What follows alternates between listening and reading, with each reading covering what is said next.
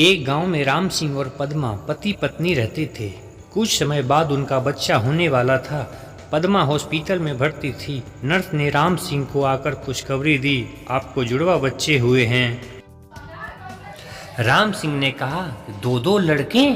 लेकिन नर्स ने कही, एक लड़का एक लड़की है। राम सिंह लड़की नहीं चाहता था, क्योंकि लड़की की शादी में होने वाले खर्च से वह डरता था। 2-4 दिन बाद राम सिंह अपनी पत्नी और बच्चों के साथ अपने घर आ गया। वह ज़्यादा लड़के से कोई खिलाता था। पद्मा को यह बात पसंद नहीं थी। एक दिन राम सिंह अपनी पत्नी से बोला कि हम 2-2 बच्चे का खर्च नहीं उठा सकते, हमारी आर्थिक स्थिति अच्छी नहीं है।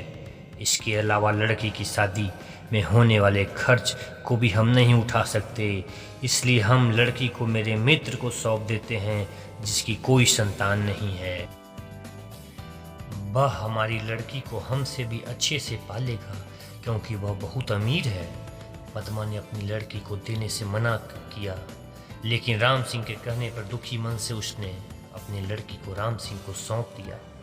राम सिंह ने लड़की को अपने मित्र की बीवी को सौंप दिया। बच्चा पाकर वह बहुत खुश हुई।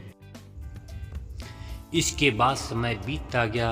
राम सिंह अपने लड़के को अच्छे से पाल रहा था और उसकी हर इच्छा को पूरा करता था। लड़का जब 20 वर्ष का हुआ तो उसने राम सिंह से बाइक दिलवाने की जिद की। राम सिंह ने अपनी बीवी के गहने बेचकर बाइक दिला दी। कुछ समय बाद उसने अपने लड़के के लिए खेत बेचकर एक दुकान खुलवा दी, जिससे वह कुछ कमाने लग गया।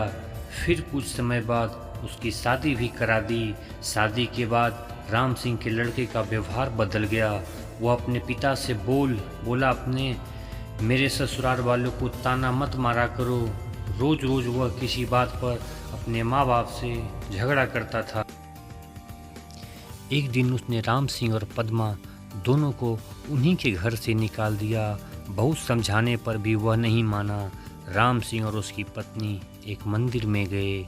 वहां पहुंचकर पद्मा ने राम सिंह से कहा, मंदिर का प्रसाद खा लेते हैं।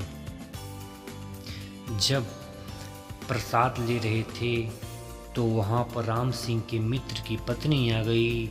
उसने राम सिंह को पहचान लिया। उसने अपनी बेटी से राम सिंह को मिलवाते हुए बताया कि यह वही हैं जिसको आपने 25 वर्ष पहले हमें सौंपा था। आज यह एक डॉक्टर है और वृद्धाश्रम भी चलाती है।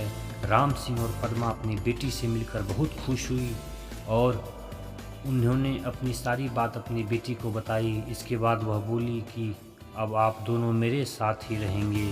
अंततः इस कहानी से हमें यही सीख मिली कि बेटा और बेटी में कभी फ़र्क मत नहीं समझना चाहिए। बेटा का भी वही रोल होता है जो बेटी का भी रोल होता है, इसलिए बेटा बेटी नहीं कुछ समझना चाहिए।